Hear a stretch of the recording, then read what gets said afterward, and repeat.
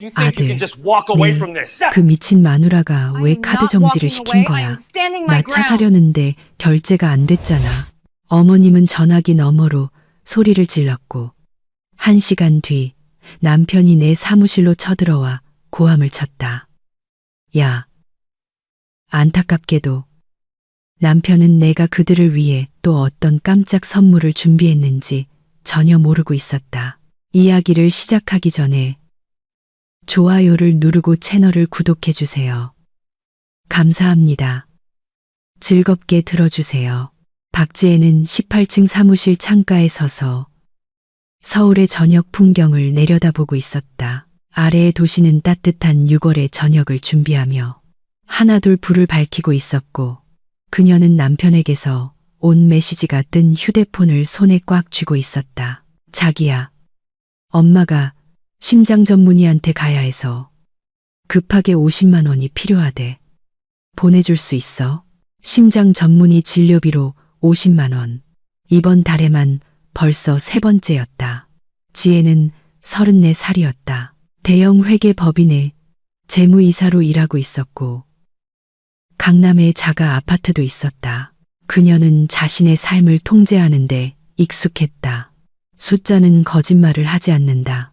경제학과 1학년 때 배운 철칙이었다. 숫자는 언제나 진실을 말했고 최근 몇 달간의 숫자는 그녀에게 아주 이상한 이야기를 들려주고 있었다. 그녀는 강박적일 정도로 꼼꼼하게 관리하던 가계부 앱을 열었다.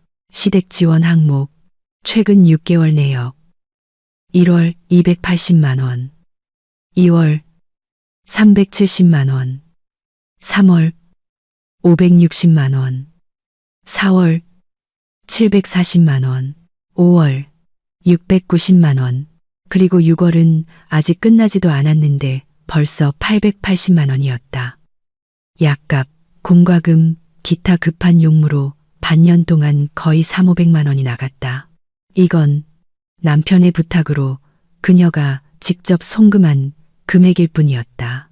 명절, 선물, 식료품비, 어머님 통신비는 포함되지도 않았다. 지혜는 휴대폰을 내려놓고 관자놀이를 문질렀다. 무언가 잘못됐다. 아주 오래전부터 무언가 크게 잘못되었고 그녀는 너무 오랫동안 애써 외면해왔다. 이민준을 만난 건 4년 전 공통된 친구의 파티에서였다. 지혜는 그때 막 승진했고 새 아파트도 장만해 세상이 발 아래 있는 듯한 기분이었다. 결혼을 서두르진 않았지만 엄마는 전화할 때마다 너도 이제 나이가 있는데 언제 할래? 라며 재촉했다. 민주는 손님들 사이에서 단연 눈에 띄었다.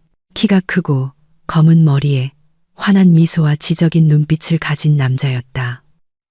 유명 IT 기업의 프로그래머. 안정적인 직업과 수입. 그는 드물게도 남의 말을 잘 들어주었고 유머 감각도 뛰어났다. 파티가 끝날 무렵 지혜는 그를 더 알고 싶다는 생각이 들었다. 그들은 번호를 교환했다. 처음 몇 달은 꿈만 같았다.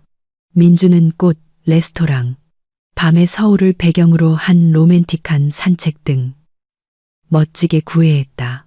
매일 밤 잘 자라는 인사를 하려고 전화를 걸었고 마치 세상에서 가장 흥미로운 이야기인 듯 그녀의 회사 이야기를 들어주었다. 당신은 특별해. 그는 그녀의 눈을 보며 말했다. 이런 여자는 처음 만나봐. 지혜는 그 말에 녹아내렸다. 그녀의 성공을 두려워하거나 기생하려는 남자들과의 실패한 연애 끝에 나타난 민주는 신선한 공기 같았다. 든든하고 다정하고 이해심 많은 남자. 반년 후 그는 그녀의 집으로 이사왔다. 그의 낡은 소파와 냉장고에 맥주와 만두밖에 없던 변두리의 원룸은 과거가 되었다. 내 집은 정말 아늑하다. 이사 온 첫날 밤 그가 그녀를 껴안으며 말했다. 드디어 집에 온 것 같아. 그리고 3개월 후 그들은 혼인 신고를 했다. 화려한 예식 없이 조촐하게. 둘 다 보여주기식은 싫어했다. 가까운 지인들과 작은 식사를 하고 제주도로 짧은 신혼여행을 다녀왔다. 지혜는 행복했다. 마침내 삶이 제자리를 찾은 것 같았다. 그리고 그들의 가정에 최영숙 여사가 들어왔다. 물론 시어머니는 전부터 존재했다. 지혜는 결혼 전에 이미 그녀를 만났고 첫인상은 아주 좋았다. 56살의 작고 통통한 최영숙 여사는 예비 며느리를 두 팔 벌려 환영했다. 말 그대로 그녀는 지혜를 숨이 막힐 정도로 꽉 껴안고 양볼에 입을 맞췄다. 아가, 그녀는 눈물을 글썽이며 외쳤다. 드디어 우리 민준이가 제 짝을 찾았구나. 얘들아, 정말 기쁘다. 지혜는 그때 감동했다. 며느리를 잔소리와 질투로 괴롭히는 괴물 시어머니에 대한 친구들의 이야기를 들은 후라. 최영숙 여사는 운명의 선물처럼 보였다. 상냥하고 친절하고 사랑이 넘치는 분. 그녀는 얼마나 큰 착각을 했던가. 변화는 갑자기 찾아오지 않았다. 물이 돌을 닳게 하듯 서서히 눈에 띄지 않게 일어났다. 처음엔 전화였다. 최영숙 여사는 아들에게 매일 전화를 걸었다. 아침에는 잘 잤는지, 낮에는 점심은 먹었는지, 저녁에는 계획이 뭔지 물었다. 민주는 지혜와 영화를 보거나 로맨틱한 저녁 식사를 할 때도 항상 전화를 받았다. 미안, 엄마야. 그가 휴대폰을 집어들며 말했다. 받아야 해. 걱정하시니까. 한 번은 지혜가 식어가는 스테이크와 꺼져가는 촛불 앞에서 앉아 있는 동안 그는 40분이나 어머니와 통화했다. 그날은 그들의 1주년 기념일이었다. 그 다음엔 방문이 시작됐다. 최영숙 여사는 예고 없이 찾아왔다. 토요일 아침 8시에 오기도 하고 평일 밤 10시에 오기도 했다. 그냥 우리 민준이가 보고 싶어서. 그녀는 지혜를 지나쳐 집으로 들어서며 설명했고 올 때마다 흠잡을 것을 찾아냈다. 어머, 샹들리에의 먼지가 이게 뭐니? 민준아, 못 봤니? 아가, 우리 아들한테 이렇게 매운 음식을 먹이는 거니? 애가 어릴 때부터 위염이 있었는데 왜 이렇게 춥니? 민준아, 춥지 않아? 난방기라도 하나 사야겠다. 지혜는 무시하려고 애썼다. 결국 어머니와 아들은 특별한 관계니까 인내심을 갖고 기다리면 모든 게 나아질 거라고 생각했다. 나아지지 않았다. 결혼 후 반년이 지나 지혜는 시어머니가 그들의 아파트 열쇠를 가지고 있다는 사실을 알게 되었다. 평범한 평일이었다. 회의가 취소되어 일찍 퇴근했는데 부엌에 최영숙 여사가 있었다. 시어머니는 식탁에 앉아 지혜가 가장 아끼는 찻잔으로 차를 마시며 서랍에 있던 그녀의 수첩을 넘겨보고 있었다. 안녕하세요. 지혜가 문 앞에 얼어붙은 채 말했다. 어떻게 들어오셨어요? 열쇠로 들어왔지, 당연히. 최영숙 여사는 조금도 당황하지 않았다. 민준이가 혹시 모르니 복사해줬어. 집에 아무도 없는데 불이 나거나 물이 셀 수도 있잖아. 그런데 왜 저한테는 말씀 안 하셨죠? 시어머니는 어깨를 으쓱했다. 글쎄다, 아가. 아마 그럴 필요가 없다고 생각했나 보지. 우린 가족이잖니. 무슨 비밀이 있겠어? 그날 저녁, 지혜는 남편과 이야기하려 했다. 민준 씨, 왜 어머님께 열쇠 드린 거 나한테 말 안 했어요? 그게 뭐 어때서? 그는 휴대폰에서 눈도 떼지 않았다. 엄마가 남도 아니고. 그래도 여긴 우리 집이에요. 예고 없이 누가 들어오는 거 기분 나빠요. 지혜야. 민준이 마침내 고개를 들었다. 그의 눈에는 짜증이 가득했다. 우리 엄마야. 아들 보러 오는 걸 막겠다는 거야? 오시기 전에 전화라도 해달라는 거예요. 그게 기본적인 예의잖아요. 민주는 콧방귀를 뀌고는 방을 나가버렸다. 열쇠는 시어머니에게 그대로 있었고 지혜는 처음으로 자신이 누구와 결혼했는지에 대해 생각했다. 돈을 요구하기 시작한 것도 그 무렵이었다. 처음엔 소소했다. 혈압약 값으로 3만 원. 민준이 지나가는 말처럼 부탁했고 지혜는 생각 없이 주었다. 시어머니는 연세도 있고 연금도 적고 건강도 좋지 않으니까 그게 뭐 대수라고. 두 번째 요구는 일주일 뒤였다. 전기세 5만 원. 엄마가 제때 내는 걸 깜빡하셨대. 연체료가 붙었어. 세 번째는 열흘 뒤였다. 검사비 12만 원. 엄마가 심각한 병이 의심된대. 빨리 검사해 봐야 해. 그 다음엔 치과 치료비, 새 안경, 심장약, 관절염 연고. 결혼 첫 해가 끝날 무렵 지혜는 선물과 식료품, 기타 자잘한 비용을 제외하고도 시어머니에게 약 150만 원을 보냈다. 민준 씨, 어느 날 그녀가 조심스럽게 말을 꺼냈다. 어머님이 그렇게 힘드시면 정부 보조금이라도 신청해 보는 게 어때요? 남편은 마치 그녀가 최영숙 여사를 길거리에 내쫓자고 제안한 것처럼 쳐다봤다. 지혜야, 우리 엄마야. 아버지 없이 혼자 날 키우셨어. 난 엄마한테 모든 걸 빚졌어. 당신은 그 돈이 아까워? 아까운 게 아니라 그럼 시작도 하지 마. 대화는 그걸로 끝이었다. 시간이 흘렀다. 지혜는 월급의 일부가 어머니 돕기에 쓰이는 것에 점차 익숙해졌다. 시어머니의 끝없는 방문과 잔소리, 모든 가족 행사에 최영숙 여사가 당연히 포함되는 것에도 익숙해졌다.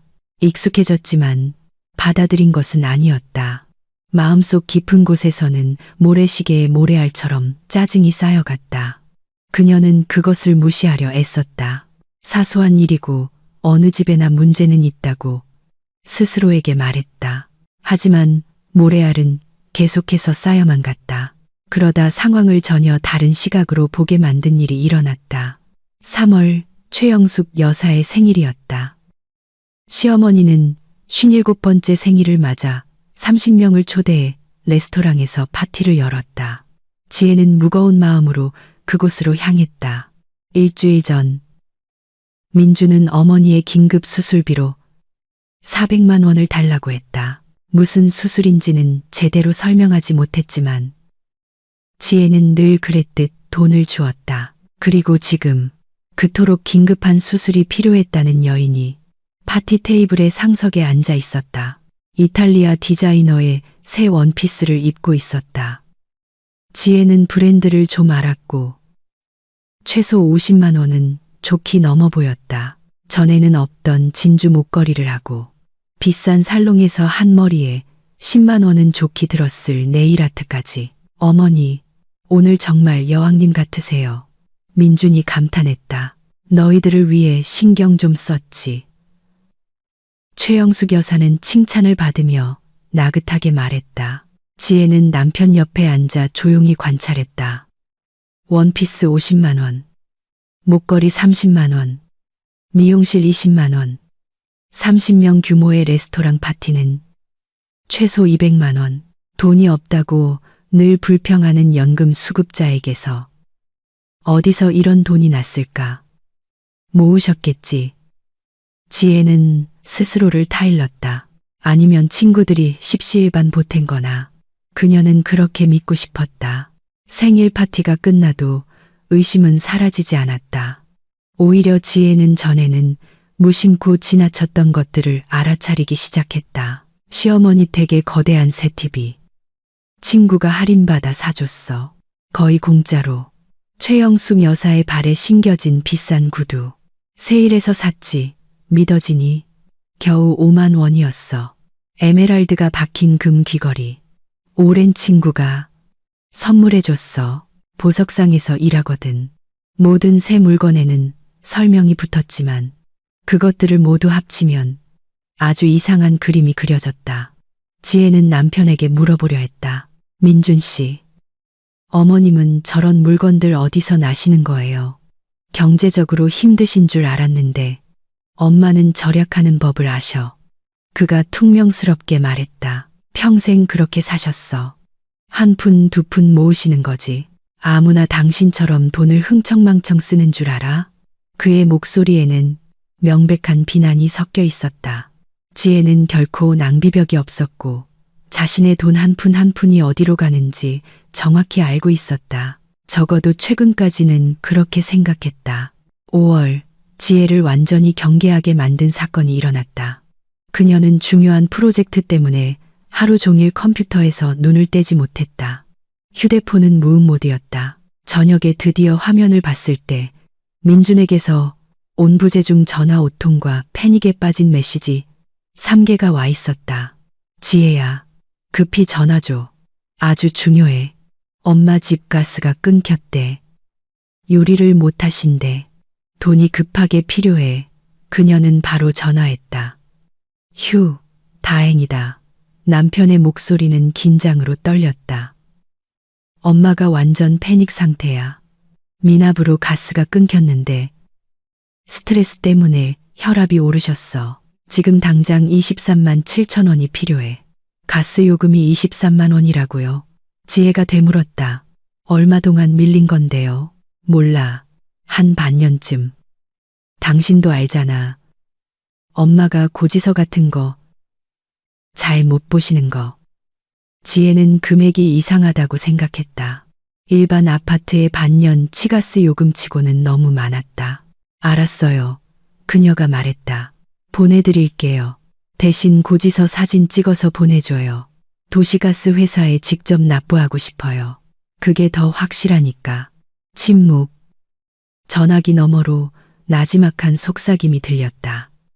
지혜야, 왜 일을 복잡하게 만들어? 그냥 엄마 계좌로 보내줘. 엄마가 알아서 내실 거야.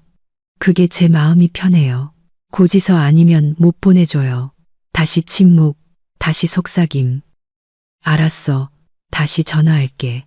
그는 30분 뒤에 전혀 다른 이야기로 다시 전화했다. 있잖아, 알고 보니 가스는 안 끊겼대. 엄마가 착각하셨어. 사실은 새 안경이 필요하신 거였어. 쓰던 게 부러졌대. 가격도 비슷해. 23만 7천 원. 안경 값으로 23만 7천 원. 참으로 놀라운 우연이었다. 지혜는 그때 예금이 묶여 있다고 핑계를 대고 돈을 주지 않았다. 민주는 삐쳐서 3일 동안 그녀와 거의 말도 하지 않았다. 하지만 바로 이 사건 이후 그녀는 자신의 재정을 더 자세히 들여다보기로 결심했다. 평범한 6월의 저녁이었다. 지혜는 사무실에 앉아 업무를 마무리하던 중 큰 지출을 앞두고 카드 잔액을 확인하기로 했다. 새로 살 노트북을 봐둔 참이었다. 은행 앱을 열고 거래 내역을 훑어보던 그녀는 그대로 멈췄다. 6월 16일 시코르 28만 원. 지혜는 16일에 부산으로 출장을 갔던 것을 똑똑히 기억했다. 그녀는 어떤 쇼핑도 하지 않았다. 스크롤을 더 내렸다. 6월 14일 노원구 오호은행 ATM 현금 인출 40만 원. 노원구 최영숙 여사가 사는 동네였다. 6월 11일 신세계 백화점 주얼리 53만 원. 지혜가 마지막으로 장신구를 산 것은 5년 전이었다. 6월 8일 빅사이즈 여성 의류 전문점 31만 원. 지혜는 그 가게를 알았다. 66 사이즈 이상의 옷을 전문으로 파는 곳이었다.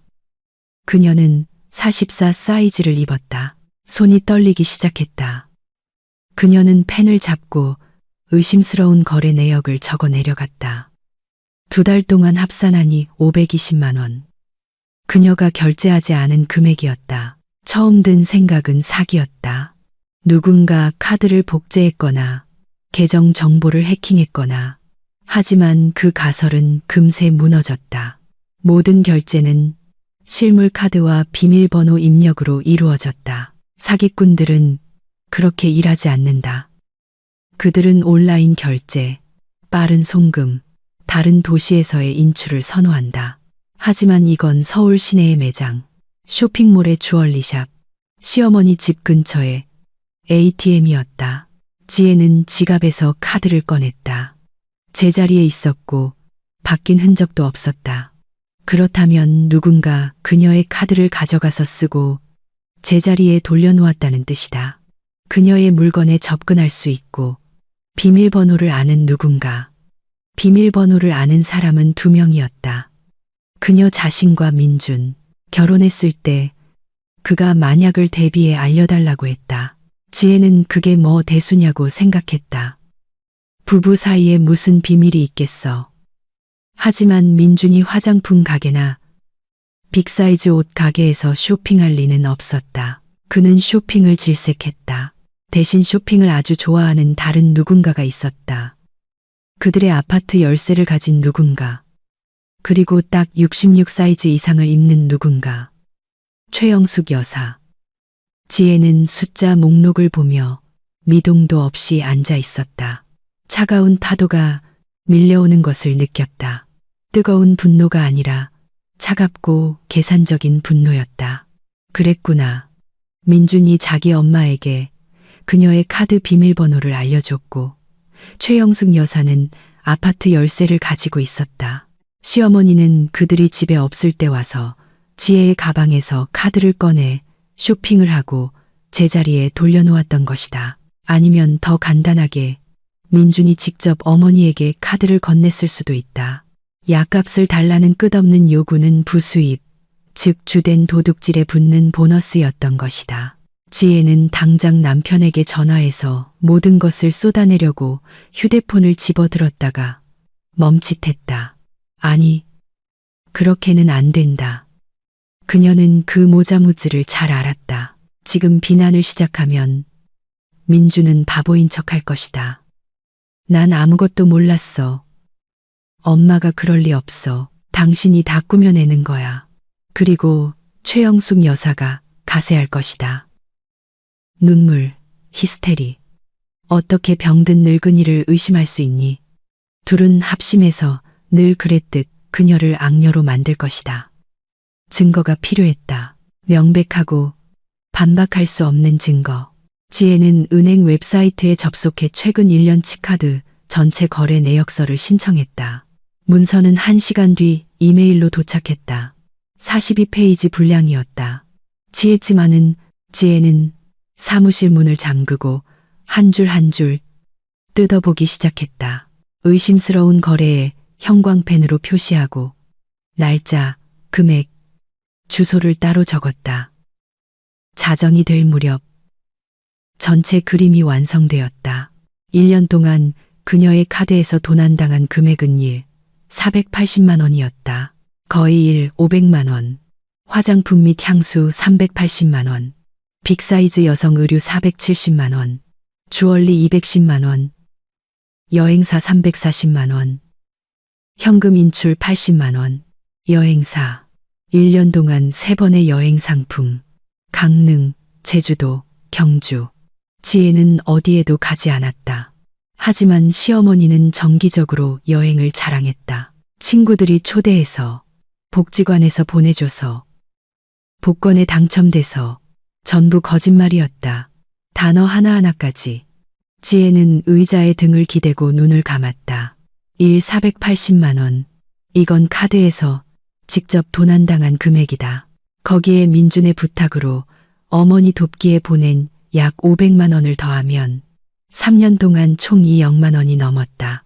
2억만 원. 그녀의 남편과 시어머니가 훔쳐간 돈. 그녀는 텅 빈 사무실의 정적 속에서 자신의 삶을 생각했다.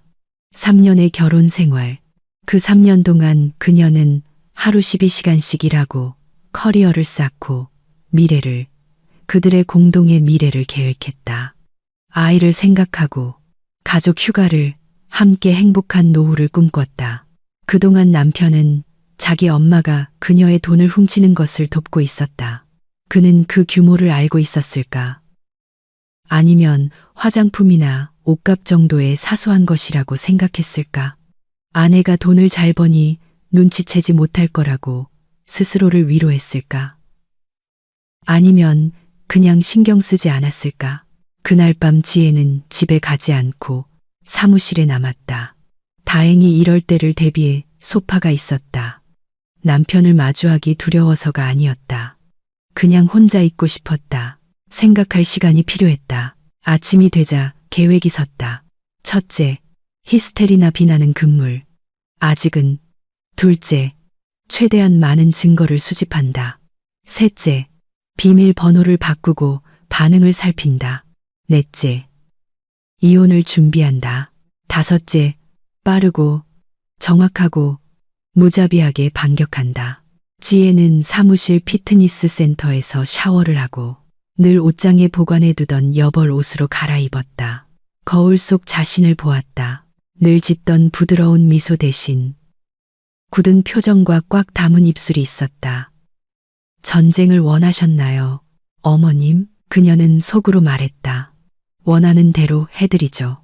가장 먼저 그녀는 은행 앱 설정에 들어가 비밀번호를 바꿨다. 이전 비밀번호는 간단했다. 1987. 그녀의 출생연도. 민주는 외우고 있었다. 새 비밀번호는 무작위로 4729를 선택했다. 휴대폰에 암호화된 메모에 적어두었다. 그 다음 모든 거래에 대한 즉시 알림을 켰고 마지막으로 현금 인출 한도를 하루 50만 원으로 설정했다. 덫은 준비되었다. 그녀는 평소처럼 저녁에 집에 돌아왔다. 민주는 소파에 앉아 휴대폰을 보고 있었다. 아내를 보자 미소를 지었다. 왔어, 자기야. 오늘 늦었네. 일이 많았어. 지혜는 부엌으로 갔다. 엄마한테 전화 왔었는데 주말에 언제 올 거냐고 물으시더라. 파이 구워 놓으신대. 주말에 바빠. 프로젝트 마감이야. 민준이 미간을 찌푸렸다. 당신 요즘 엄마한테 좀 이상하게 구는 것 같아. 당신이 전화도 잘 안 한다고 섭섭해 하시던데. 지혜는 냉장고에서 요거트를 꺼내 식탁에 앉았다. 안부 전해드려. 그게 다야? 응, 그게 다야. 남편은 의아한 표정으로 그녀를 쳐다봤지만 더 묻지는 않았다. 다시 휴대폰으로 돌아갔고 지혜는 앉아서 기다렸다. 기다림은 길지 않았다. 다음 날 오전 11시경 지혜의 휴대폰에 메시지가 쏟아졌다. 먼저 은행에서 온 알림. 현금 인출 시도 거절됨. 비밀번호 오류. 그리고 또 하나. 현금 인출 시도 거절됨. 비밀번호 오류. 그리고 또 현금 인출 시도 거절됨. 카드가 일시적으로 정지되었습니다. 옛 비밀번호로 3번 시도. 누군가 돈을 인출하고 싶어. 안달이 났지만 왜 안 되는지 이해하지 못하고 있었다. 지혜는 알림에 찍힌 ATM 주소를 확인했다. 노원구. 그녀는 비웃으며 휴대폰을 치웠다. 시작이었다. 20분 뒤 민준에게서 전화가 왔다. 지혜야, 당신 카드에 문제 없어? 응. 왜? 아니, 엄마한테 전화 왔는데 돈 좀 찾으려고 하셨대. 아니, 내가 집안 물건 좀 사달라고 부탁했거든. 근데 카드가 안 된대. 그의 목소리는 긴장되어 있었고 부자연스럽게 태연한 척했다. 이상하네. 지혜가 차분하게 말했다. ATM이 고장났나 보지. 그런가 봐. 혹시 비밀번호 바꿨어? 실수로라도. 어제 바꿨어. 침묵. 왜? 보안 때문에 반년에 한 번씩 바꾸는 게 좋대. 그래서 새 비밀번호가 뭔데? 민준 씨. 지혜는 옅은 미소를 지었다. 보안 수칙 알잖아. 비밀번호는 가까운 사람한테도 알려주면 안 되는 거. 난 당신 남편이잖아. 그래서 그게 무슨 말이야? 우린 가족인데. 무슨 비밀이 있어? 비밀번호는 비밀이 아니야. 내 돈을 지키는 방패지. 민주는 잠시 말이 없었다. 다시 입을 열었을 때 그의 목소리에는 감추지 못한 짜증이 묻어났다. 알았어. 마음대로 해. 근데 엄마가 뭐 좀 사야 했다고. 어머님 돈이나 당신 돈으로 사시라고 해. 내 카드는 내 쇼핑을 위한 거야.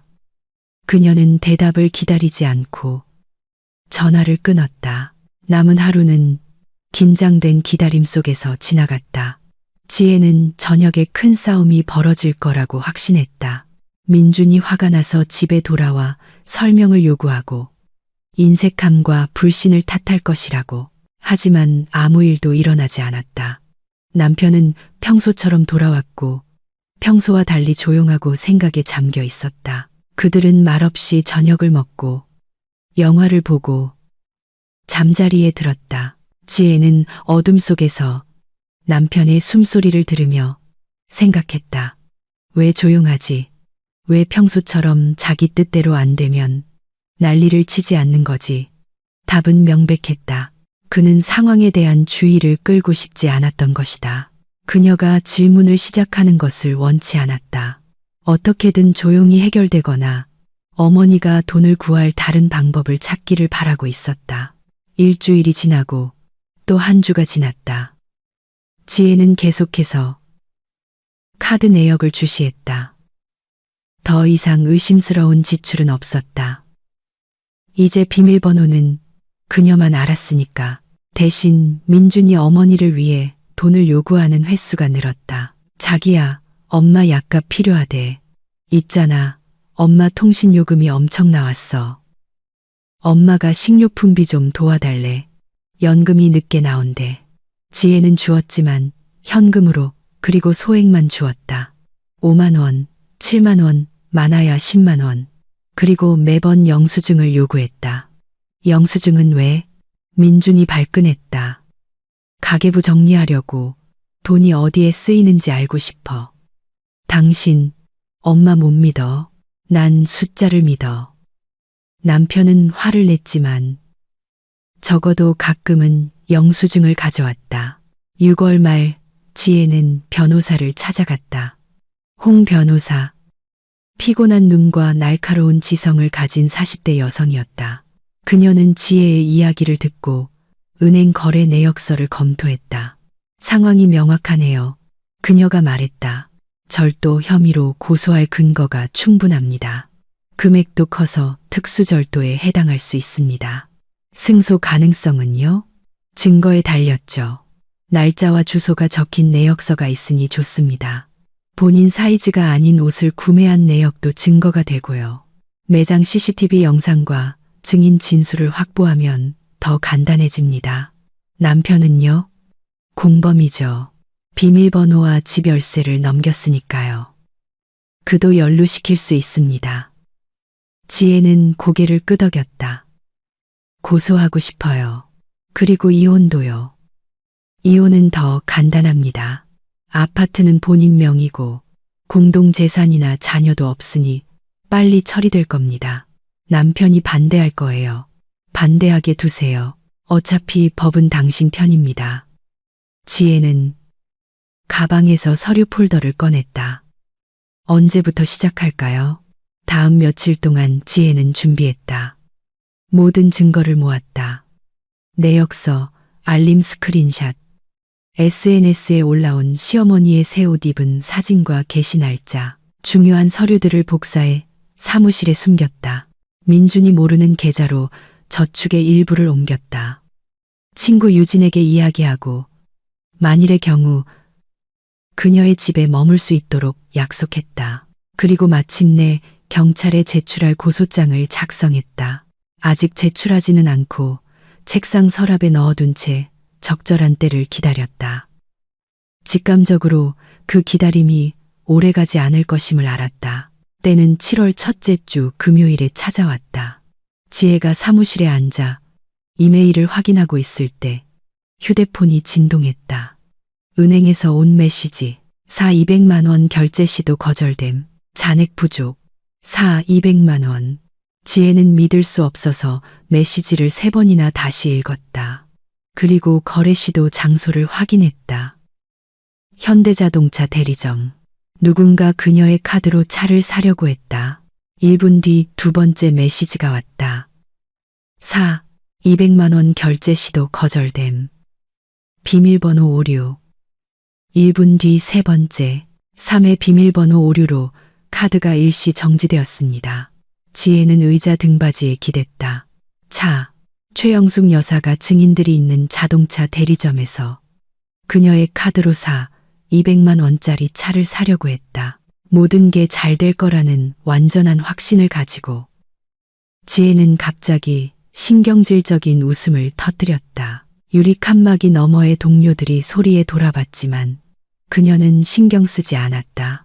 너무나 기가 막히고 믿을 수 없을 정도로 뻔뻔해서 오히려 기묘한 감탄마저 잃었다. 시어머니는 좀도둑질을 하는 수준이 아니었다. 아예 자동차 한 대를 훔치려 한 것이다. 이걸 어떻게 설명할 생각이었을까? 우리 민준이가 사줬다. 복권에 당첨됐다. 친구가 필요 없다고 줬다. 지혜는 휴대폰 화면을 보며 기다렸다. 남편의 전화를, 시어머니의 히스테리를, 자신이 일으킨 폭풍의 시작을 기다렸다. 그녀는 책상 서랍에서 서류 폴더를 꺼냈다. 경찰 고소장이 맨 위에 있었다. 서명까지 마친, 제출 준비가 끝난 상태였다. 그 옆에는 이혼 소장 사본이, 또 그 옆에는 거래 내역이 표시된 은행 내역서가 있었다. 모든 게 준비되었다. 3년 동안 그녀는 참았다. 3년 동안 조종과 돈 뜯어내기, 그녀의 집과 삶에 대한 무례한 침범을 눈감아 주었다.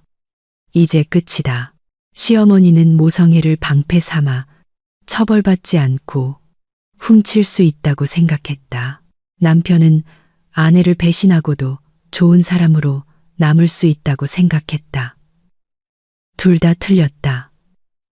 책상 위 전화기는 조용했지만 지혜는 오래가지 않을 것임을 알았다.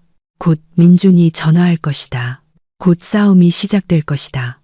곧 그녀의 모든 삶이 영원히 바뀔 것이다. 그녀는 준비가 되어 있었다. 아니, 오히려 기다리고 있었다. 지혜는 의자에 등을 기대고 미소 지었다. 이길 것을 아는 사람의 미소였다. 이건 이야기의 일부일 뿐이었다. 가장 흥미로운 부분은 이제부터였다. 전화벨이 울린 것은 11시 반이었다. 지혜가 사무실에서 다가올 대화를 위해 서류를 준비하고 있을 때 화면에 민준이라는 이름이 떴다. 그녀는 전화를 받고 즉시 귀에서 뗐다. 아들, 내 그 미친 마누라가 왜 카드 정지를 시킨 거야? 나 차 사려는데 결제가 안 됐잖아. 대리점에서 완전 망신당했어. 남편 옆에서 시어머니가 빽빽 소리 질렀고 그 목소리는 스피커를 통해서도 귀를 찢을 듯했다. 지혜야, 이번엔 민준이었다. 너 무슨 짓을 한 거야? 엄마 지금 난리 나셨어. 경찰에 잡혀갈 뻔했다고. 뭐 때문에요? 카드가 안 먹히니까. 차계약금 내려는데 내 그거지 같은 카드가 정지됐잖아. 보안 요원이 경찰을 불렀다고. 엄마 지금 울고불고 난리야. 혈압 오르셨어. 지혜는 그 고함을 들으며 이상한 평온함, 심지어 만족감까지 느꼈다. 민준 씨, 그녀가 차분한 목소리로 말했다. 당신 어머니는 내 허락도 없이 내 카드로 200만 원짜리 차를 사려고 했어. 그건 절도야. 무슨 절도? 우린 가족이잖아. 당신 어머니는 내 가족 아니야. 그리고 내 돈은 그분 돈이 아니고. 지금 갈 테니까 기다려. 그가 소리쳤다. 야, 너 내가 가만 안 둬. 전화가 끊겼다. 지혜는 시계를 봤다. 지금 출발하면 1시간 뒤에 도착할 것이다. 그녀는 휴대폰을 내려놓고 미소 지었다. 모든 것이 계획대로였다. 남편이 오는 동안 지혜는 행동했다. 첫 번째 전화는 변호사에게. 홍 변호사님, 박지혜입니다. 준비 다 됐나요? 네. 이혼 서류는 오전에 접수됐고 절도 고소장도 경찰에 등록됐습니다. 좋아요. 퇴거 통지서는요? 퀵으로 1시간 전에 배달 완료했습니다. 두 번째 전화는 용달 이사업체에. 기사님, 짐 좀 옮겨야 하는데요. 남자 짐만 챙겨서 이 주소에서 저 주소로 옮겨주세요.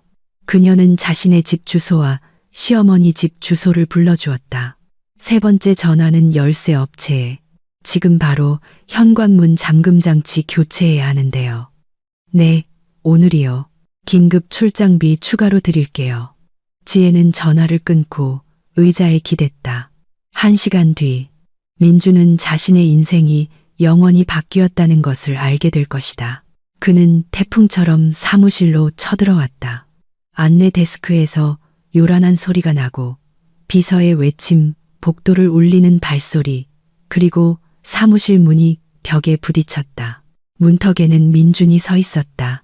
붉어진 얼굴, 광기 어린 눈, 꽉 쥔 주먹, 셔츠는 바지 밖으로 삐져나와 있었고 술 냄새가 풍겼다. 야, 이 미친. 그가 안으로 들어섰다. 내가 너 가만 안 둬. 문 닫아. 지혜가 조용히 말했다. 문 따위가 문제냐. 너 지금 무슨 짓을 했는지 알아? 엄마 병원에 입원하셨어. 어느 병원? 뭐?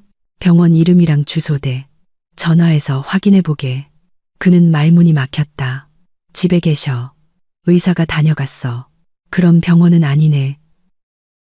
또 거짓말. 나한테 그런 식으로 말하지 마. 그가 책상 위로 몸을 숙이며 양손으로 책상을 짚었다. 지혜는 두려움도 동요도 없이 그를 올려다봤다.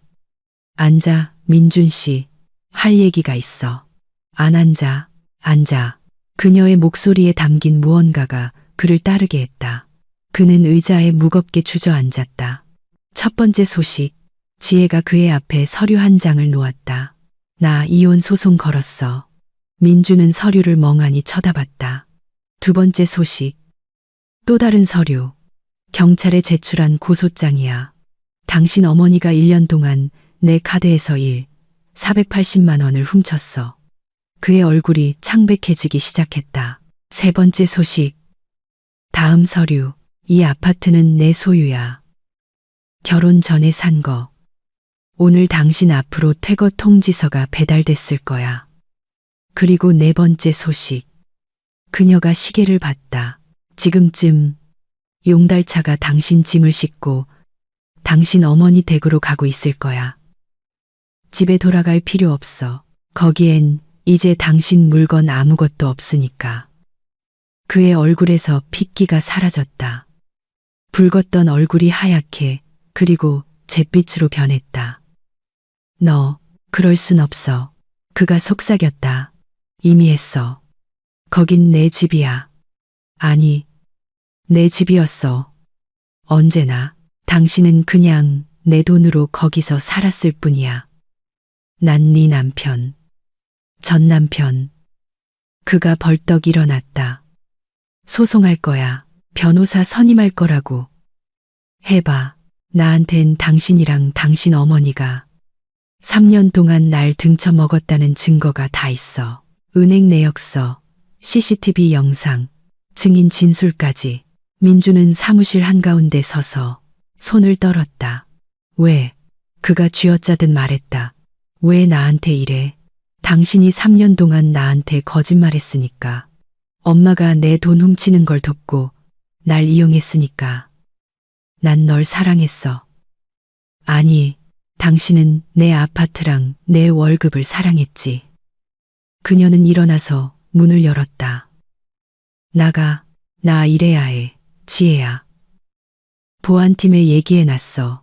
스스로 안 나가면 끌려나갈 거야. 그는 몇 초간 그녀를 쳐다봤다.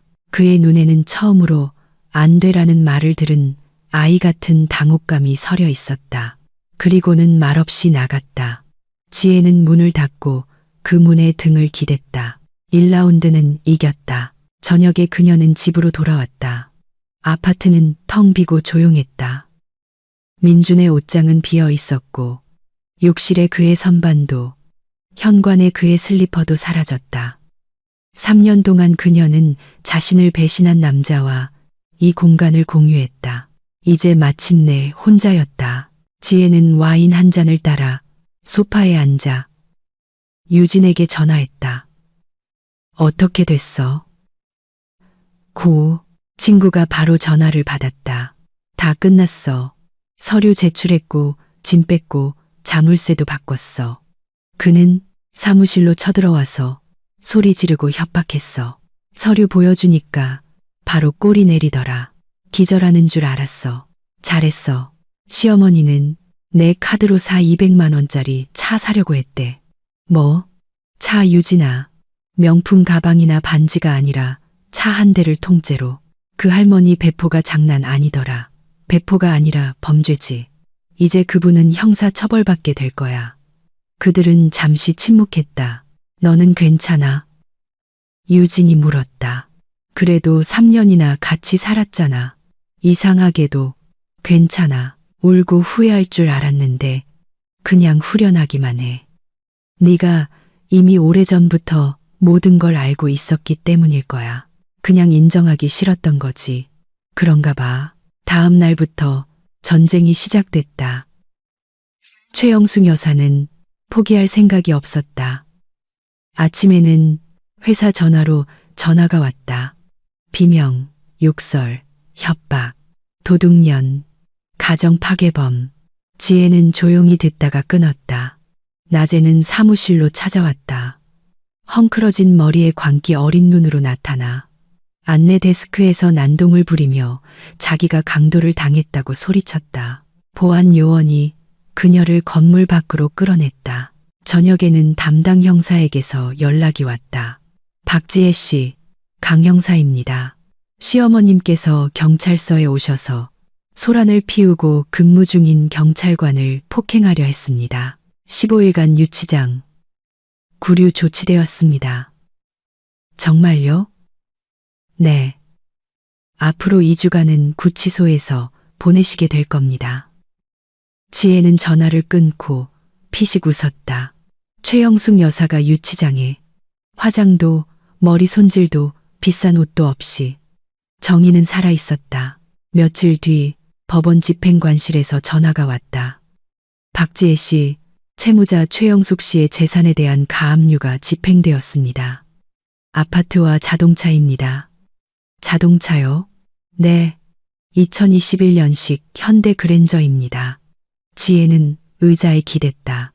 그랜저, 3년 동안 약값을 구걸하던 여자가 4억만 원짜리 차를 가지고 있었다니. 알려주셔서 감사합니다. 15일은 금방 지나갔다. 지혜는 일하고, 운동하고, 친구들을 만났다. 3년 만에 처음으로 자신을 위한 시간을 가졌다. 시어머니의 전화도, 돈 요구도, 싸움도 없었다. 그냥 평범한 삶이었다. 최영숙 여사는 구치소에서 나오자마자 지혜에게 연락을 시도했다. 다른 번호로 전화를 걸고 아파트 앞에서 잠복했다. 지혜는 경찰을 불렀다.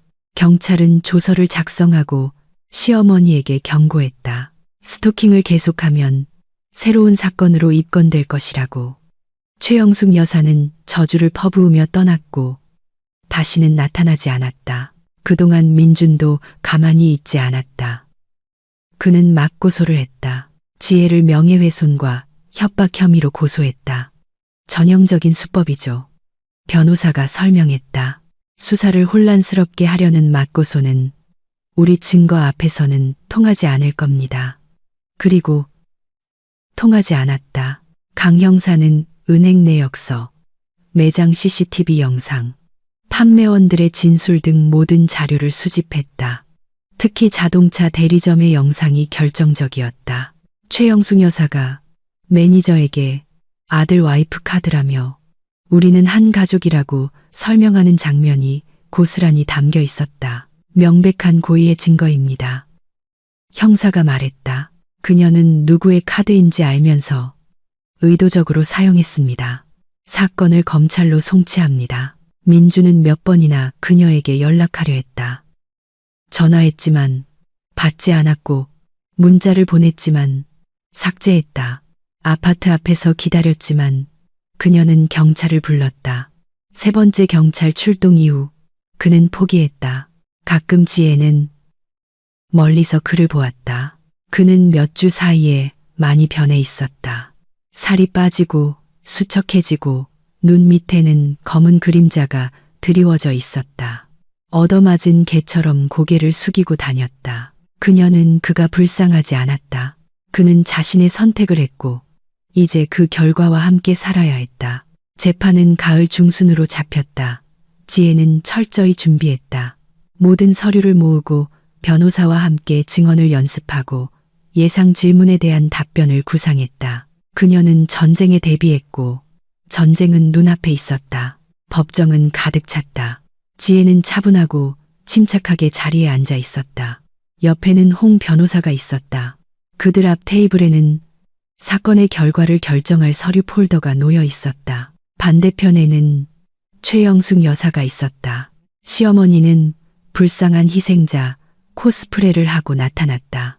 어둡고 수수한 원피스, 화장기 없는 얼굴, 떨리는 손. 그녀는 연신 손수건으로 눈가를 닦으며 한숨을 내쉬었다. 그 옆에는 창백하고 수척하며 구겨진 양복을 입은 민준이 앉아 있었다.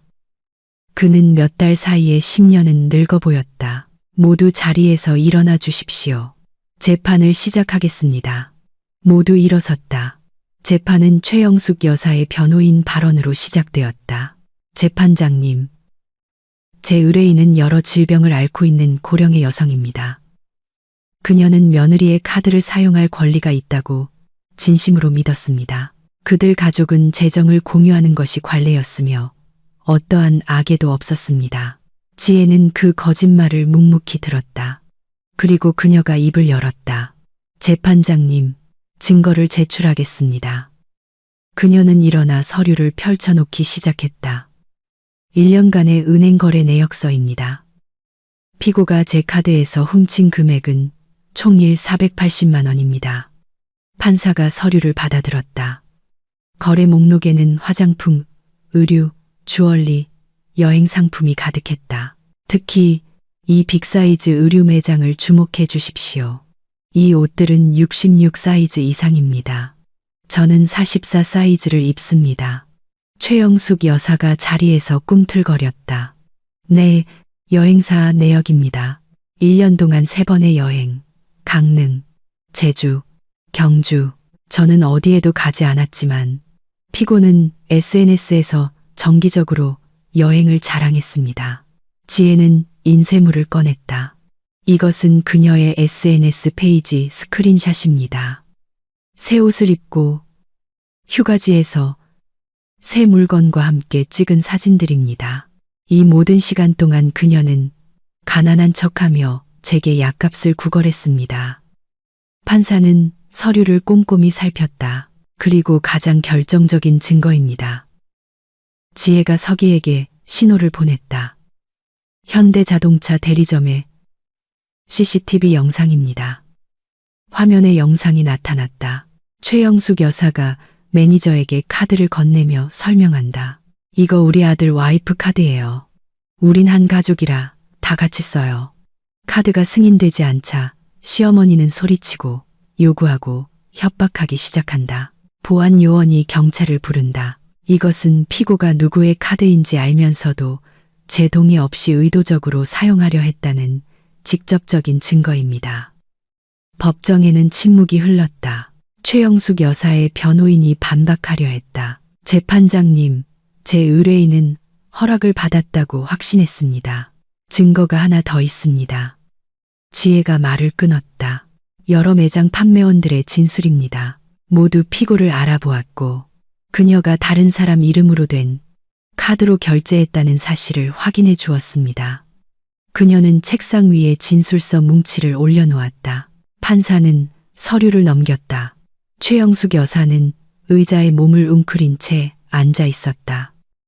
그녀의 떨리는 손은 더 이상 연기처럼 보이지 않았다. 일주일 뒤 판결이 내려졌다. 징역 2년, 집행유예 3년, 그리고 피해액 480만 원 전액 배상. 판사가 판결문을 다 읽었을 때 최영숙 여사는 통곡하기 시작했다. 불공평해. 난 함정에 빠졌어. 난 가난하게 죽을 거야.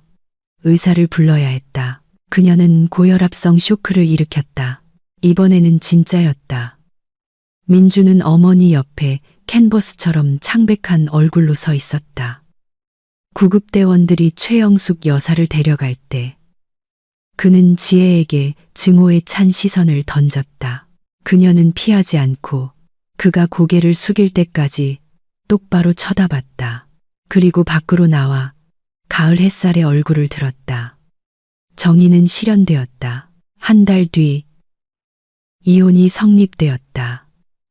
그 무렵 민주는 완전히 무너져 내린 것 같았다. 그는 흐트러진 모습에 면도도 하지 않고 술 냄새를 풍기며 법정에 나타났다. 고개를 들지 않고 모든 서류에 묵묵히 서명했다. 판사가 판결을 낭독했다. 혼인을 무효로 하고 재산상 청구는 없는 것으로 한다. 지혜는 법원 건물을 자유로운 사람으로 걸어 나왔다. 그녀 인생의 3년이 이 남자에게 허비되었다. 3년간의 거짓말, 조종, 돈 뜯어내기, 이제 끝이었다. 그녀는 차에 타서 오랜만에 처음으로 웃었다. 그의 겨울은 따뜻했다. 지혜는 일에 몰두했고 큰 프로젝트를 성공적으로 마쳐 보너스를 받았다. 송년회에서 상사가 그녀를 따로 불렀다. 연휴 끝나고 할 얘기가 있어요. 대화는 1월에 이루어졌다. 그녀는 연봉 인상과 권한 확대를 조건으로 부서장 자리를 제안받았다. 그녀는 망설임 없이 수락했다. 25층의 새 사무실, 3면이 통유리창, 개인 비서. 지혜는 창가에 서서 겨울의 서울을 내려다봤다. 반년 전 그녀는 자신을 배신한 남자와 결혼한 상태였다. 반년 전 시어머니는 그녀의 돈을 훔치고 있었다. 이제는 자유였다. 봄이 되자 전 남편과 시어머니에 대한 소문이 들려왔다. 최영숙 여사는 배상금을 갚지 못해 재산을 팔아야 했다. 처음엔 차, 그 다음엔 아파트. 그녀가 30년을 살았던 그 오래된 아파트였다. 이제 그들은 변두리의 원룸 월세방에서 근근히 살고 있었다. 연금으로는 겨우 먹고 살 정도였다. 민주는 직장을 잃었다. 무단결근으로 해고당했는지 스스로 그만뒀는지는 몰랐다. 임시직으로 연명하며 술을 마시기 시작했다. 최근에 그 사람 봤어. 유진이 말했다. 못 알아보겠더라. 늙고 면도도 안 하고 눈은 충혈돼서 길에서 비틀거리더라. 자업자득이지. 불쌍하지 않아? 지혜는 고개를 저었다. 그는 성인이었고 평범한 남편이 될 수도 있었어. 하지만 마마보이와 도둑이 되기를 선택했지. 그건 그의 선택이야. 여름 그녀의 삶에 강지훈이 나타났다. 그들은 1층 카페에서 우연히 부딪혔다. 그는 옆 건물에서 일하는 건축가였다. 이야기를 나누다 번호를 교환했다. 첫 데이트는 조심스러웠다. 모든 것을 겪은 후 지혜는 마음을 여는 것을 서두르지 않았다. 하지만 지우는 인내심이 강했다. 압박하지도 재촉하지도 않고 그냥 곁에 있어 주었다. 가을이 되자 그들은 공식적으로 연인이 되었다. 그 사람 어머니는 유진이 캐물었다. 계셔. 부산에 사셔. 1년에 한 번 오시고 우리 삶에 간섭 안 하셔. 완벽하네. 10월 강 형사에게서 전화가 왔다. 박지혜 씨 소식 전해드릴 게 있습니다. 최영숙 씨가 어젯밤 심장마비로 사망했습니다. 지혜는 말없이 창밖을 보았다. 이는 집행 절차가 종료되었음을 의미합니다. 배상금을 받을 대상이 없어진 거죠. 알겠습니다. 안타깝네요. 알려주셔서 감사합니다. 그녀는 전화를 끊었다. 최영숙 여사가 죽었다. 3년 동안 그녀의 삶을 지옥으로 만들었던 여자가 더 이상 존재하지 않았다. 그녀는 무엇을 느껴야 할까? 기쁨, 안도감, 슬픔, 아무것도 아니었다. 그저 공허함 뿐이었다. 장례식에 가지 않았고 조의를 표하지도 조의금을 보내지도 않았다. 그것은 남의 죽음, 남의 일이었다. 한 달 뒤 민준에게서 전화가 왔다. 모르는 번호였다. 아마 번호를 바꾼 듯했다. 지혜야, 나야. 목소리는 쉬고 떨렸으며 예전과는 전혀 달랐다. 무슨 일이야? 얘기 좀 하고 싶어서. 엄마가 돌아가셨어. 나 이제 정말 혼자야. 안타깝지만 나랑은 상관없는 일이야. 알아. 그냥 지혜야. 내가 다 잘못했어. 엄마도 잘못했고. 용서해줘. 그녀는 말이 없었다. 나 변했어. 그가 말을 이었다. 상담도 받고 있어. 내가 잘못 살았다는 걸, 엄마가 내 인생을 조종하게 뒀다는 걸 깨달았어. 민준 씨, 그녀가 말을 끊었다. 상관없어. 당신이 변했든 아니든 나한텐 더 이상 중요하지 않아. 하지만 우리 다시 시작할 수 있지 않을까? 아니, 지혜야. 난 다른 삶을 살고 있어. 다른 직장, 다른 친구들, 그리고 다른 남자가 있어. 당신은 과거에 남았어. 침묵. 만나는 사람 있어? 응. 좋은 사람이야. 응. 긴 침묵. 잘 됐네. 그가 마침내 말했다. 목소리에는 깊은 슬픔이 묻어 있었다. 잘 지내, 민준 씨. 그녀는 전화를 끊고 번호를 차단했다. 새해는 지훈과 함께 경기도의 한 별장에서 맞았다. 벽난로, 창밖의 눈, 샴페인. 지혜는 생각했다. 새로운 삶을 위해. 그들은 잔을 부딪혔다. 1년 전 그녀는 자신을 배신한 남자와 결혼한 상태였다. 지금은 벽난로, 눈, 좋은 남자가 곁에 있었다. 인생은 계속되었다. 봄에 지훈이 청혼했다. 이탈리아의 해변가 작은 마을. 바다 위로 지는 노을. 그가 무릎을 꿇고 반지를 꺼냈다. 지혜야, 사랑해. 나랑 결혼해 줄래? 그녀는 그를 바라보았다. 1년 동안 한 번도 그녀를 속이거나 엄마를 위해 돈을 요구하거나 싸움을 걸지 않았던 차분하고 든든한 남자. 응. 그가 반지를 끼워주고 그녀를 껴안았다.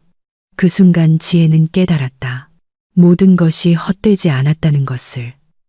3년간의 지옥은 헛되지 않았다. 그 경험이 없었다면 지금의 자신이 될 수 없었을 것이고 자신을 소중히 여기는 법을 배우지 못했을 것이며 진정으로 사랑해주는 사람을 만나지 못했을 것이다. 결혼식은 여름에 올렸다. 가까운 사람들만 초대해 작게. 보여주기식은 없었다. 지훈의 어머니가 부산에서 올라오셨다. 최영숙 여사와는 전혀 다른 따뜻하고 유쾌한 분이었다. 우리 아들 행복하게 해줘서 고마워요. 그녀가 지혜를 안으며 말했다. 1년 뒤 딸이 태어났다. 절대 남에게 이용당하며 살지 마라. 고 말씀하시던 할머니의 이름을 따서 지아라고 지었다. 할머니는 돌아가셨지만 지혜는 할머니가 자랑스러워 하실 것을 알았다. 가끔 저녁에 지혜는 발코니에 나가 도시를 바라보았다. 서울의 불빛이 아래에서 반짝였다. 그녀가 사무실 창가에 서서 인생이 무너지고 있다고 생각했던 그때와 똑같이 그녀는 민준을 떠올렸다. 증오심 없이 그냥 떠올렸다. 최근 소문에 따르면 그는 월세방에서 혼자 살며 일도 안 하고 술만 마시고 집 밖에도 거의 나가지 않는다고 했다. 그림자 같은 존재가 되어버렸다. 지혜는 동정심을 느끼지 않았지만 더 이상 분노도 없었다. 그는 그의 선택을 했고. 무슨 생각해? 지훈이 발코니로 나와 그녀를 뒤에서 안았다. 과거 생각. 후회돼. 아니, 그 경험이 없었다면 지금의 내가 될 수 없었을 거야. 나 자신을 지키는 법도 배우지 못했을 거고. 그래서 앞으로 인생에서 뭘 원하는데. 그녀가 미소 지었다. 지금 있는 것, 당신, 지아, 우리 집, 조종과 거짓말 없는 평범한 삶. 이미 다 가졌네. 알아. 그들은 발코니에 서서 서로를 껴안았다. 그리고 저 멀리 어딘가에서 한때 그녀의 남편이었던 남자는 홀로 술을 마시며 자신이 잃어버린 것을 후회하고 있었다. 하지만 그건 더 이상 그녀의 이야기가 아니었다. 그녀의 이야기는 여기에 진정으로 사랑하는 남자와 옆방에서 잠든 딸과 그녀 스스로가 일궈낸 삶과 함께 있었다. 지혜는 눈을 감았다. 모든 것이 좋게 끝났다. 아니, 모든 것이 이제 막 시작되고 있었다.